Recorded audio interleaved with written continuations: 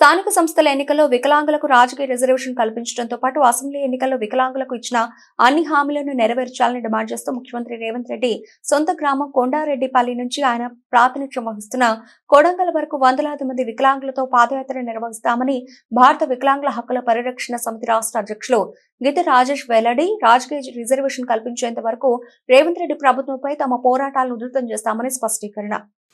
ఈరోజు భారత వికలాంగుల హక్కుల పరిరక్షణ సమితి ఆధ్వర్యంలో ఏదైతే ఈ దేశానికి భారతదేశానికి స్వతంత్రం వచ్చి మరి 75 ఏళ్ల నుంచి కూడా రాజ్యాధికారానికి దూరమై సకలాంగుల పాలకుల చేత వంచబడుతూ సకలాంగుల పాలకుల చేత సంక్షేమం కుంటుపడినటువంటి సామాజిక వర్గం వికలాంగుల సామాజిక వర్గం. కాబట్టి వికలాంగులకు కూడా విద్య ఉద్యోగ రంగాల్లో ఏ విధంగా అయితే రిజర్వేషన్ ఉండదో చట్టసభలలో కూడా రాజకీయ రిజర్వేషన్ కల్పించాలని చెప్పేసి భారత వికలాంగుల హక్కుల పరిరక్షణ సమితి ఆధ్వర్యంలో తెలంగాణ రాష్ట్ర ముఖ్యమంత్రి రేవంత్ రెడ్డి గారి సొంత గ్రామమైనటువంటి కొండారెడ్డిపల్లి నుంచి ఆయన ప్రాతినిధ్యం వహిస్తున్నటువంటి కొడంగల్ వరకు కూడా త్వరలోనే స్థానిక సంస్థల ఎన్నికల్లో ఏఐసిసి ఎన్నికల మేనిఫెస్టోలో కాంగ్రెస్ పార్టీ ఇచ్చిన హామీ మేరకు స్థానిక సంస్థల ఎన్నికల్లో వికలాంగులకు రాజకీయ రిజర్వేషన్ కల్పించాలని చెప్పి రాష్ట్ర ముఖ్యమంత్రి రేవంత్ రెడ్డి సొంత గ్రామం కొండారెడ్డిపల్లి నుంచి ఆయన ప్రాతినిధ్యం వహిస్తున్నటువంటి కొడంగల్ నియోజకవర్గం వరకు కూడా భారత వికలాంగుల హక్కుల పరిరక్షణ సమితి ఆధ్వర్యంలో వందలాది మంది వికలాంగులతో మేము పాదయాత్ర నిర్వహించాలని చెప్పేసి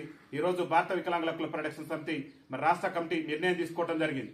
రాష్ట్ర ముఖ్యమంత్రి గారు అనేక హామీలు ఇచ్చిన అధికారంలోకి రాకముందు వికలాంగుల సమాజానికి కాంగ్రెస్ పార్టీ పిసిసి అధ్యక్షుని హోదాల్లో అనేకమైనటువంటి బహిరంగ సభల్లో కాంగ్రెస్ పార్టీ అధికారంలోకి వస్తే అదే నెల నుంచి వికలాంగుల పింఛన్లు 60,000 రూపాయలు చేస్తాం, వృద్ధులు గాని వితంతువులు గాని గీతా కార్మికులు గాని బీడీ కార్మికులు గాని వాళ్ళకి కూడా డబల్ చేస్తామని చెప్పేసి ఎన్నికల మేనిఫెస్టోలో కాంగ్రెస్ పార్టీ హామీ ఇచ్చింది. ఇలా 15 నెలల పాలన పూర్తి చేసుకుని ఈ రాష్ట్ర ముఖ్యమంత్రి వికలాంగులకు ఇచ్చినటువంటి అనేక హామీలు కాంగ్రెస్ పార్టీ అభయాస్త్రం ఎన్నికల మేనిఫెస్టోలో చెప్పిండు.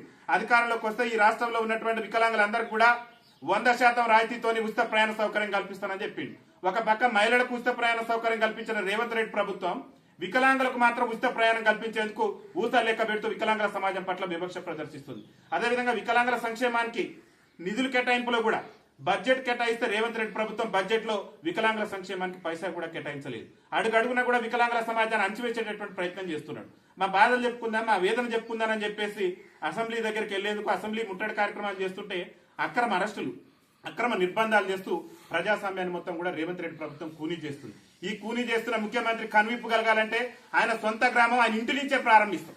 ఆయన ఇంటి నుంచే మా యొక్క బాధను మా యొక్క వేదనను ఈ రాష్ట్ర ముఖ్యమంత్రికి తెలియజేయడమే లక్ష్యంగా ముఖ్యంగా రాబోయేటటువంటి స్థానిక సంస్థల ఎన్నికల్లో ఒక పక్క బీసీల రిజర్వేషన్ సంబంధించి బీసీలకు 42% రిజర్వేషన్ కల్పించేందుకు రేవంత్ రెడ్డి ప్రభుత్వం అన్ని ఏర్పాట్లు కూడా చేస్తున్నది. దాన్ని మేము కూడా స్వాగతిస్తున్నాం.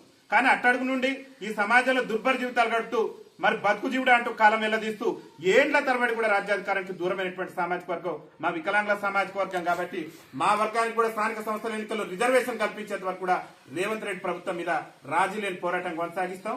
ఆ పోరాట క్రమంలో భాగంగానే రేవంత్ రెడ్డి